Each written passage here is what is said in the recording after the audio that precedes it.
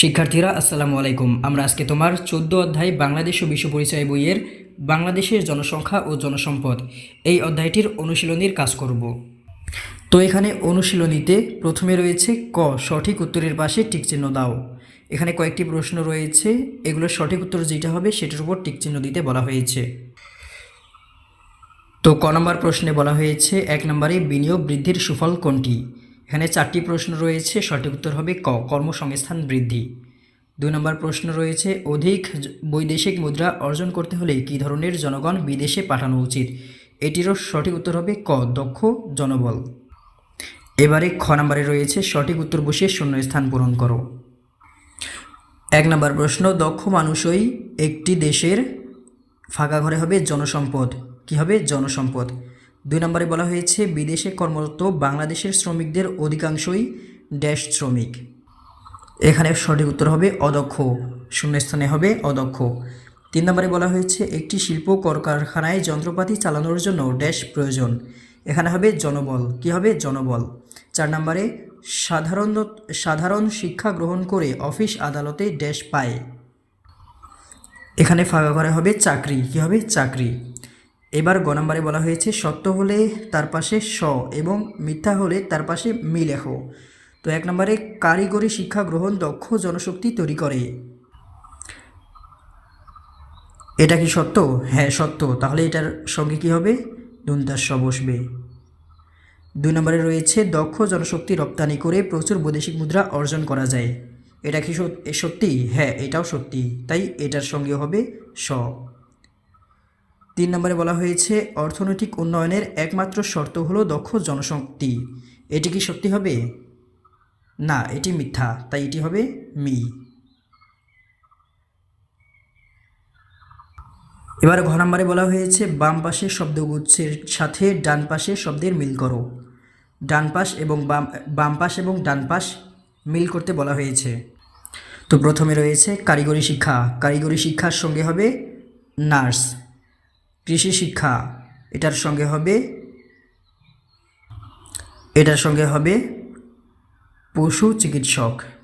বৃত্তিমূলক শিক্ষা, এটার সঙ্গে হবে ইলেকট্রিশিয়ান। সাধারণ শিক্ষা, এটির সঙ্গে হবে শিক্ষক। এবং স্বাস্থ্য শিক্ষা, এটির সঙ্গে হবে চিকিৎসক। এবারে উঁতে বলা হয়েছে সংক্ষিপ্ত প্রশ্ন। এখানে 2টি সংক্ষিপ্ত প্রশ্ন রয়েছে, আমরা এবার এই 2টি সংক্ষিপ্ত প্রশ্নের উত্তর করব। তো 1 নম্বর প্রশ্নটি হচ্ছে যে জনসংখ্যাকে জনশক্তিতে পরিণত করার 3টি উপকারিতা লেখো, এবং 2 নম্বরটি হচ্ছে 3টি বৃত্তিমূলক শিক্ষার নাম লেখো।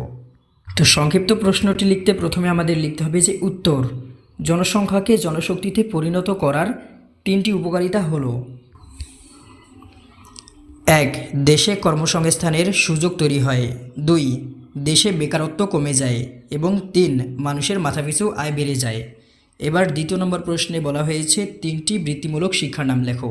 উত্তর, 3টি বৃত্তিমূলক শিক্ষা হলো 1, পর্যটন ও ভ্রমণ গাইড। 2, ওয়েল্ডিং কাজ। এবং 3, মৎস্য চাষ। এবার আমরা 6 নম্বর বর্ণনামূলক প্রশ্ন এর অ্যান্সার করব। তো আমরা প্রথমে প্রশ্নগুলো দেখে নেই। 1 নম্বর প্রশ্নে বলা হয়েছে দেশের উন্নয়ন ত্বরান্বিত করতে কিভাবে জনসংখ্যাকে জনসম্পদে পরিণত করা যায়। এবং 2 নম্বর প্রশ্ন হচ্ছে বাংলাদেশের বিভিন্ন পেশার জনসম্পদের বিবরণ দাও। এবার আমরা এটার উত্তর করব। তো বর্ণনামূলক প্রশ্নের 1 নম্বর প্রশ্ন হচ্ছে দেশের উন্নয়ন ত্বরান্বিত করতে কিভাবে জনসংখ্যাকে জনসম্পদে পরিণত করা যায়। এর উত্তর, দেশের উন্নয়ন ত্বরান্বিত করতে হলে জনসংখ্যাকে জনসম্পদে পরিণত করার কোনো বিকল্প নেই। জনসংখ্যাকে জনসম্পদে পরিণত করার নানা উপায় রয়েছে। এসব উপায়ের মধ্যে রয়েছে 1, জনসংখ্যাকে জনসম্পদে পরিণত করার জন্য প্রয়োজনীয় নীতিমালা প্রণয়ন করা। 2, শিক্ষা ব্যবস্থাকে যুগোপযোগী করা, অর্থাৎ কর্মজীবনে কাজে লাগবে এমন শিক্ষা ব্যবস্থা গড়ে তোলা। 3, মৌলিক শিক্ষা গ্রহণের বিষয়ে জনগণকে আগ্রহী করে তোলা।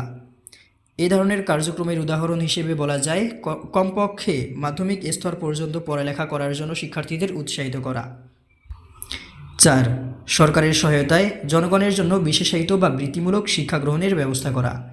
5, জনসংখ্যাকে কারিগরি প্রশিক্ষণ কেন্দ্রে প্রয়োজনীয় শিক্ষা গ্রহণ প্রদান করা। 6, দক্ষ জনশক্তিকে প্রয়োজনে বিদেশে রপ্তানি করা। উপরের উপায়গুলো অনুসরণ করলে আশা করা যায় জনসংখ্যা জনসম্পদে পরিণত হয়ে দেশের উন্নয়ন ত্বরান্বিত হবে। এবারে 2 নম্বর প্রশ্ন। প্রশ্নটি হচ্ছে বাংলাদেশে বিভিন্ন পেশার জনসম্পদের বিবরণ দাও। এর উত্তর, মানুষ বিভিন্ন কাজে দক্ষতা অর্জন করে জনসম্পদে পরিণত হয়। বস্তুত দক্ষ মানুষই একটি দেশের জনসম্পদ। আমাদের দেশেও বিভিন্ন পেশায় কর্মরত অনেক দক্ষ মানুষ বা জনসম্পদ রয়েছে। এদের মধ্যে উল্লেখযোগ্য হচ্ছে মোবাইল, কম্পিউটার, টিভি, ফ্রিজ ইত্যাদি মেরামতকারী, ইলেকট্রিশিয়ান, মেডিকেল টেকনিশিয়ান, ডাক্তার, নার্স, পোশাক তৈরির কর্মী, পোশাক ডিজাইনার, কলকারখানার কর্মী, অফিস কর্মী, শিক্ষক, ব্যাংকার, কৃষিবিদ, গবেষক, ইঞ্জিনিয়ার, কম্পিউটার ইঞ্জিনিয়ার, আইনজীবী ইত্যাদি। তো বন্ধুরা, আজকের ক্লাসটি এই পর্যন্তই। পরবর্তী ক্লাসটি দেখার জন্য আমন্ত্রণ রইল।